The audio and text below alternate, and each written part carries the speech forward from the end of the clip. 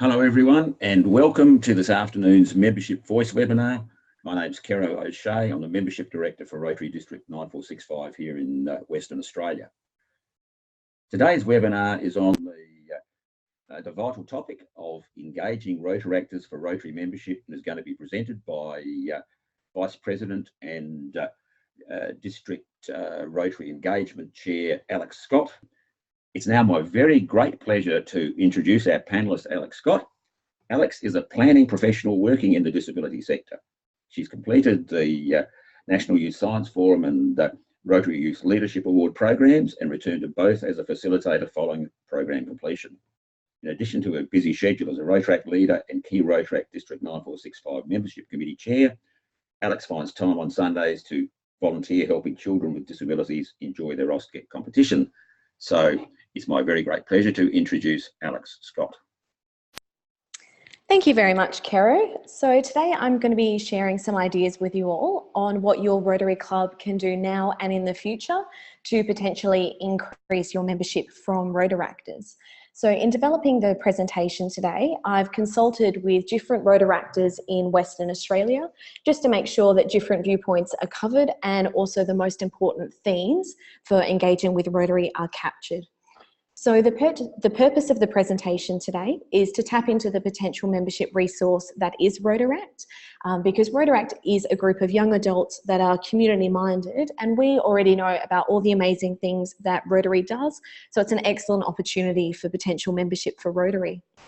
So what I'm going to be covering in the presentation today is how and why young adults joined Rotaract to begin with, what we might be looking for in a Rotary club, opportunities for improvement with Rotary, with some practical suggestions for what your club can do now, and some longer term innovative membership ideas to think about for the future. Oh, sorry, I'm just not able to move my presentation. There we go. Okay, so what we'll start with is the first point of engagement. So how young adults first found out about Rotaract. So the two most common ways that people first found out about Rotaract are through either having a friend already in Rotaract or through a Rotarian. I've just put a few quotes up on the screen there about some of the ways that people found out about Rotaract and joined. So what this shows is that young people can successfully be engaged by people older than themselves, by Rotarians, to join the Rotary family, to join Rotaract. And there's two really important things that we can think about from this. So the first being that it's likely that Rotaractors would then be receptive to Rotarians engaging them. So some Rotarians might think, oh, we need our young Rotarians to go out and engage Rotaractors, but that's not necessarily true. And the other thing to think about is that Rotaractors are more likely to join a Rotary club if they already have friends and people they know within that club. So that leads to the very first important takeaway action, which is to strengthen existing relationships between Rotary clubs and Rotaract clubs. And there's a number of ways that this can be done. So the first being, obviously, please do invite us to your meetings regularly. So even if you invite us and we're not always able to attend, we think it's still very important that you do continue to invite us to your meetings, just to reinforce that message that we're welcome and that you want us to engage with your meetings and meet the members of your club. And on the flip side of that as well, you can also show interest in attending our Rotaract meetings. So what some Rotaract clubs do is they have a Rotarian from their partner club that comes regularly to the Rotaract meetings. But what a really good idea is as well, and what some clubs do too, is to actually change which Rotarian might come and attend a Rotaract meeting. It's a really good way of seeing what we're up to, and also a really good opportunity for us to meet Rotarians from your club as well. And that leads on to viewing us as a partner club. So as you can see from the logo in the top right-hand corner, Rotaract is a Rotary club partner. Previous terminology included Rotary being a parent club, but I think a partnership is more appropriate. And a lot of Rotaractors have really expressed, we really do appreciate when Rotarians view us as capable young adults and help us to further develop our capabilities as well, rather than seeing us as young children as such. So what a lot of Rotaractors would like to do is to connect with Rotarians just through a social event, so not necessarily through a fundraiser or a project. There seems to be this standard dynamic where Rotaractors are asking Rotary clubs for money or for sponsorship, and Rotary clubs are asking Rotaract clubs for manual labour, so to help out at events. And while there's not anything necessarily wrong with that, I think a stronger partnership can be formed, and that's what a lot of Rotaractors are looking to form. So that might be done through a social event. And another thing that a lot of Rotaractors are very interested in is running a joint event or project where we have a committee that comprises of both Rotarians and Rotaractors. So a lot of Rotarians have invited Rotaractors to be on a committee of their existing events. And while that is fantastic, and a lot of Rotaractors will jump at the opportunity to be on a committee for a Rotary project, it may be a really good idea to have a chat to the Rotaract club you might be looking to engage and see if there's a new event or project that the two clubs could come up with together, because that way all the members would be passionate about that. If we join in on an existing event, there might not be any Rotaractors who are particularly passionate about that project or the charity that it might be raising funds towards. So now we'll go into why do young adults join Rotaract. So as you can see on the screen, there's a lot of different reasons that people would join Rotaract, and it does offer a lot of great things. But there's three main categories that the reasons fall into. So the first being if it's around volunteering activities and being part of the community. The second being for personal and professional development, say developing leadership skills. And the third being for the social and networking aspect. And this is really important because this will drive why someone stays in the Rotary family. So if someone joined Rotaract for a particular reason, that's likely to be the reason that they would look to stay within the Rotary family and transition to Rotary. So that leads into what does a Rotaractor look for in a Rotary club? And it really depends on the individual. So if there's someone who's looking to join Rotary, it'd be a really good idea to find out what is the reason that that person joined Rotaract and what specifically they're seeking to get out of a Rotary club. So a few people who really joined Rotaract for volunteering and community reasons have said what they would look for in a Rotary club is if that Rotary club has active projects in the community and overseas, and projects that are something that they're passionate about, a cause that they're really interested in. On the flip side, if some of the Rotaractors said that they came primarily for social reasons and to meet like-minded people, they said what they would look for in a Rotary club is particularly a club that has a cohesive dynamic where the members are really getting along, and they wouldn't be as interested in a club if they got the sense that there was tension between members there. Okay, so from speaking to these Rotaractors, we've identified the four biggest opportunities for Rotary clubs at present. So the first one is around age. So not really a surprise there. A lot of people talk about age potentially being a barrier to joining Rotary. However, a lot of what the Rotaractors were saying is that a mixture of ages is a really positive thing. They'd be looking for a club that has a big age range in it. So that may include the reasons because it provides wealth of experience and knowledge in the club. And many young adults are looking for a mentor in various areas of their life. So what a lot of people said was ideal for them is a Rotary club that has a lot of different age ranges in it. Now, one of the things that some Rotaractors were saying might be a bit of a barrier is if a club had a very high average age. So one of the ideas around that was having a step-down approach. So there seems to be this really big push for Rotary clubs to look at engaging members that are really young in the 30 to 40 age. But if the club already has a high average age, for example, 70, the club might want to focus their membership efforts in a step-down approach, looking first at the 60s cohort, and then once they've got a few members in the 60s age range, then looking at the 50s, and then going to 40s and 30s to promote a wide range of ages and a healthy club. The second opportunity that has come up is around cost, and there's two aspects to that. So one is about the meal costs and the other being membership costs. So with the meal costs, depending on the venue that you choose for your Rotary Club meetings, that will pretty much determine about how much you would need to be paying for a meal each week. The other thing to consider is the meal purchase at the club, is that compulsory at the venue? Does your club have an agreement with your venue that by meeting at that club, every person who attends is going to purchase a meal every week? Some clubs meet at venues where they don't have that expectation that they have to pay for a meal every single week. They might just pay for a drink. And a lot of Rotaractors have said they would prefer to have the option to not have to pay for a meal every single week. Another thing that Rotaractors have said they really like about Rotary clubs is while they are in Rotaract, and if we are invited to go to the club meeting to get to know the club and see what you guys are up to and meet the members of the club, what some clubs offer is a subsidised meal by the club. So just subsidising part of the meal cost if it is quite expensive, just to help for the younger adults to be able to come to that meeting and for it not to be really financially difficult.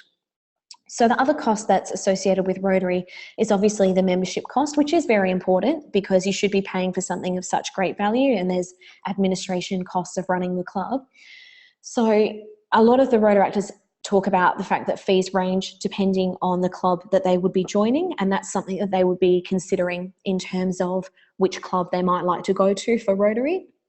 And what some Rotaractors would be potentially interested in is a transitional membership fee. So the fees for Rotaract are very small generally in comparison to the membership costs for Rotary. So what some clubs offer is a transitional membership fee where the cost for the first year of being a Rotarian is slightly reduced. The third opportunity that came up is really around communication. So a lot of Rotaractors would love to see Rotarians increase their use of social media as a platform to communicate. So that's because social media is really easy for young adults to connect to, and it's a really good way for us to have a look at what your club's getting up to. So having an active Facebook account is really important because we want to be able to see what projects and events you have happening, and we want to see that your club is getting out there and doing things, so we can go, yeah, that looks like a really good club to join. I can see that they've done, X, Y, and Z in the past 6 months or so. So if we went to a Facebook page for a Rotary club and they either didn't have a Facebook page or the last post was from a few years ago, that would potentially be a barrier and a reason why someone might not choose to join that Rotary club. Also really important to have an active and friendly website. So a website that's easy to navigate and really shows off what your club is all about and what projects you get involved with. So a lot of Rotary clubs do this very well, and others might not have as much technical experience as they would like. So a lot of Rotaractors have expressed that they would love to help Rotarians to help with things like their website, with their Facebook account. But please don't assume that because we're young, we're all technology experts. I know I myself definitely am not very tech savvy. The other thing that you can do to help with communication is to like our pages on Facebook, our Rotaract pages, to stay up to date and stay connected, and obviously invite us to do the same, to like your page. So then what comes up on our newsfeed are the events and things that you've have going on. That then gives us the opportunity to share that with our network. I know that I've had events pop up on my newsfeed on Facebook from Rotary clubs, and then I've invited people to that I thought might be interested. So it's a good way for you to get your events out there. And on the same part, if you see that we're promoting an event that we're running and you think, oh, okay, I know some people on my friends list that might be interested in that, please do feel free to share it on your page and invite them to it as well. So just while we're on communication and things online and technical, a lot of Rotaractors who are looking to join Rotary have said they wouldn't want to automatically be assigned a role in social media or a youth role at a Rotary club. A lot of people would be interested in those kind of roles, but for some people, they've joined Rotaract and the Rotary family to get personal and professional development. So they might be looking to develop an area where they aren't so good in and get more development that way. So just something to consider, that not all of us want to be managing communications and or in a youth role just because we might be one of the youngest members of the club. Another idea on communication is the use of agenda items at the meetings. So it might be a good idea if you've already got a partnership with a Rotaract club to have a standing agenda item in your meeting to let your club know about what the Rotaract club is getting up to, and for the Rotaract club to do the same, just to strengthen that relationship there. So the fourth opportunity for Rotary is about the meeting style. So if Rotaractors are coming to the meeting, obviously welcome us at your meetings, and generally Rotarians are excellent at that.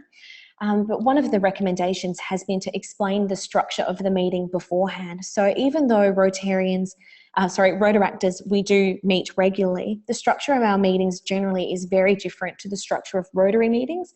And something that might be really useful is before the meeting gets started, just to give that person who's attending the meeting a little bit of a rundown on what your meeting covers, because then it will help them to feel more comfortable knowing what to expect during the meeting. Now, a lot of Rotaractors joined Rotaract because it's non-political and non-religious. So what's very important to a lot of Rotaractors that I've spoken with is that Rotary have a very accepting environment. And what can be a huge barrier is if a Rotary club appears to be judgmental in regards to political issues or religion. So what we'd like you to do is to consider what is essential to your meeting at Rotary, because a lot of Rotaractors have expressed that they can be very uncomfortable going to Rotary meetings when there's things like grace, toasting the Queen, singing the national anthem. Those are parts of the meetings that they generally don't feel all that comfortable with. And you might want to look at, is that something that's really essential to the meeting? The other thing that Rotaractors look for in the meeting is a positive environment and good vibes. So if we went along to a meeting and got a sense that there was a bit of infighting or a bit of tension, that would definitely be something that would think, oh, maybe this isn't the Rotary club for me. Another thing to consider about the meeting style is considering the location and time. So some clubs meet online, they might meet for a breakfast, lunch or dinner meeting. And what some clubs do that the Rotaractors generally find is a really good idea is they actually alternate how the club meets. So some clubs might have a breakfast meeting one week and then alternate and have a dinner meeting the next week to make sure that there is that availability for their members who may only be able to make a breakfast meeting or may only be able to make a dinner meeting. And that also ties into flexible attendance requirements for all members. So obviously all members of the clubs will have different time commitments and lifestyles. So making sure that there's not really this rigid expectation that someone has to have 90% attendance at a meeting is something that a Rotaractor might be looking for in a Rotary club, and even looking at things like make-up meetings, such as if there's a young member who's just joined the club and may not be able to make every meeting, but if they're really actively involved in a project, using that as make-up meetings to make that attendance for their Rotary membership. So now I've covered 4 immediate kind of actions and opportunities for Rotary clubs. I'd just like to discuss 2 innovative membership ideas that have been brought up. So the first one is a transitional Rotary membership. And this actually was an idea from a Rotaractor in Melbourne. So this is looking at the first year of Rotary membership where a Rotaractor is transitioning to Rotary. And they might have the flexibility to attend meetings, participate in projects and committees with different Rotary clubs. So they'd technically be the member of one club. However, they might go to meetings with that club for a period of time and participate in a specific project or event. But if there were nearby Rotary clubs that were then running an event or a project that they really wanted to get involved in, they would have the flexibility to then go and meet at that Rotary club for however long that project takes. Now, the idea behind this is for these new members to get a sense of which club may be the best fit to suit their lifestyle and goals for longer term membership, for which club they would really like to join in the future. And one of the reasons behind this idea is what sometimes happens is someone might join a club, Rotary or Rotaract, and then a little bit down the track find that maybe it's not the best club for them. They might actually leave the Rotary family rather than looking to find a club that is better suited to them. And that's what we want to avoid. So we want people to be matched up with a club that really is well suited to them in terms of what they want to get out of Rotary and what they want to put into Rotary as well. And from this discussion, what also arose, which was a very interesting point, is that Rotaractors generally are willing to travel and location is not necessarily a barrier. So Rotaractors generally might not be looking for which Rotary club is the closest club to them, but which club would be the best fit, and they'd be willing to travel a bit further to be at a club that is a really good fit for them. The other idea is satellite clubs, and that's something that's already in existence for some Rotary clubs. So your club might want to consider the creation of a satellite club, which is comprised of younger members. And the purpose of this is to accommodate changes that have occurred in professional environments, family structures, and personal commitments. So it would be an entity of 8 or more people who would have joint meetings with the Rotary Club, but it's based really around their particular lifestyle and time commitments. So what some Rotary clubs have is a separate entity club as part of the main club, which is particularly for 30 to 45-year-olds. And a lot of the Rotaractors said that although they are interested in a club that has that wide range of ages, some people were more interested in joining a club that kind of had a separate little club for 30 to 45-year-olds or something similar. Now, the other thing that this brings up is this is possibly a way to address the issue that we mentioned previously, is if there's a Rotary club that has an average age of 70, then they might look at, and if they had a young person wanting to join their club, they might look at forming a satellite club of 8 or more of that younger age and similar lifestyle to then overcome that issue. So just to recap, these are the things that your Rotary Club can do now. So engage with Rotaractors through social events and meetings. Look to engage new members in the next age bracket to diversify age range. Review membership and meal costs for your club. Share your club stories online through your website and social media. And review the structure of your meetings. Is it appealing to the membership that you would like to attract? So I hope that you've gotten something out of that presentation and that sparked some ideas about what your club could do for membership.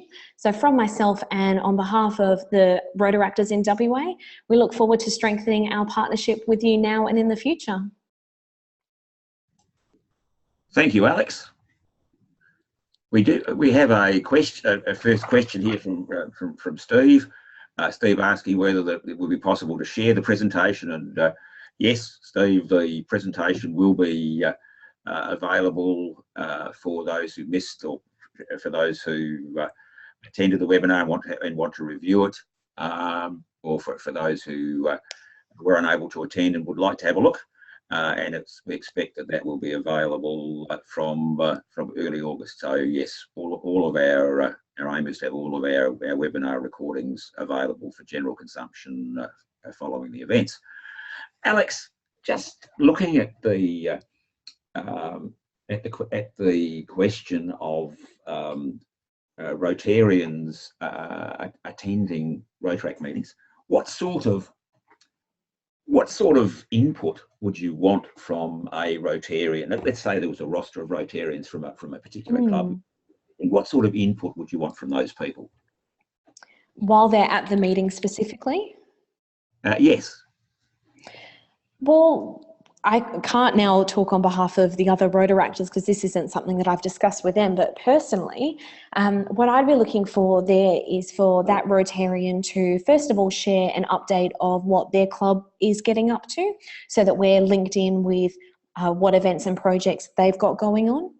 We would want to be letting that Rotarian know what our club is doing so then they can take that back to their Rotary club and share it with their members.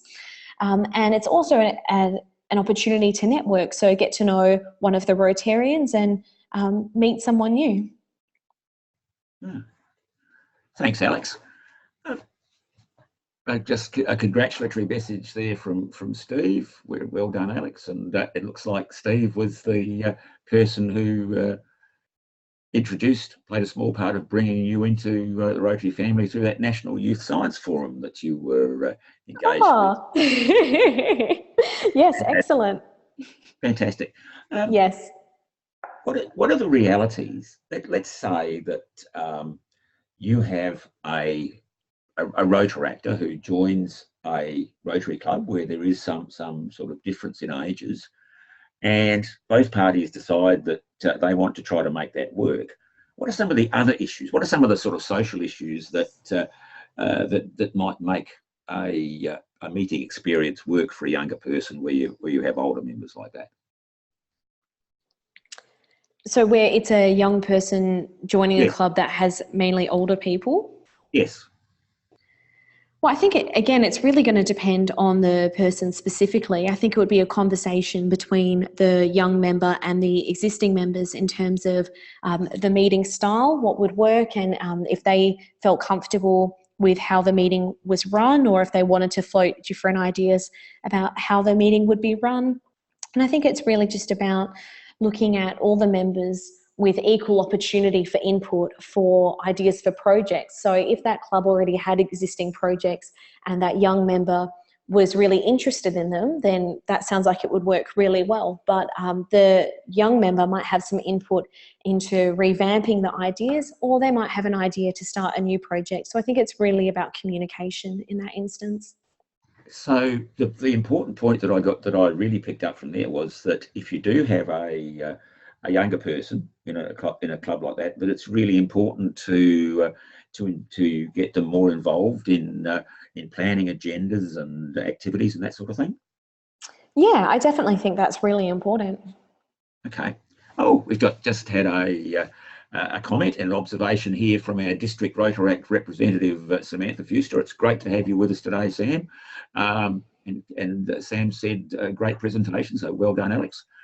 Thanks, If any Sam. Rotarians are interested, we can come to South Perth's meeting tonight at 6:30 p.m. at 42 Sandgate Street. And just a reminder that Rotaractors can also be Rotary members if they want to try out Rotary while still being a Rotaractor. So thank you for reminding us of that, Sam. Much appreciated. Excellent. Great point, Sam. Yeah. Just one other thing. In terms of looking at the question of, say, a transitional membership,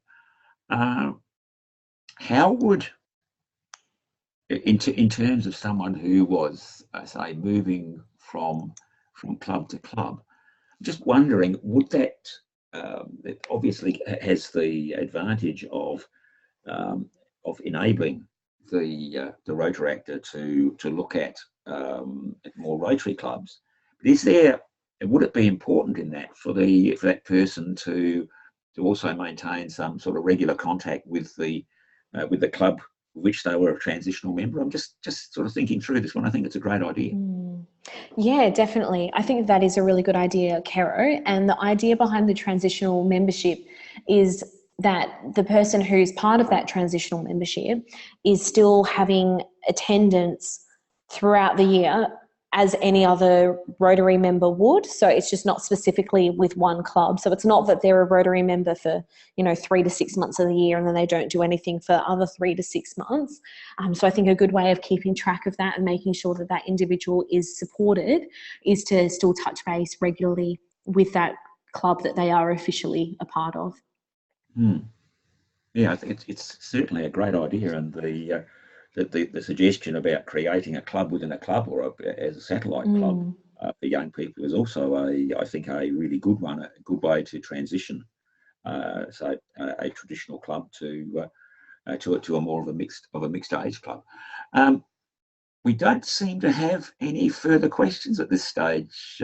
Alex, I think you've done a great job of nailing the issues there. Thank you, Caro.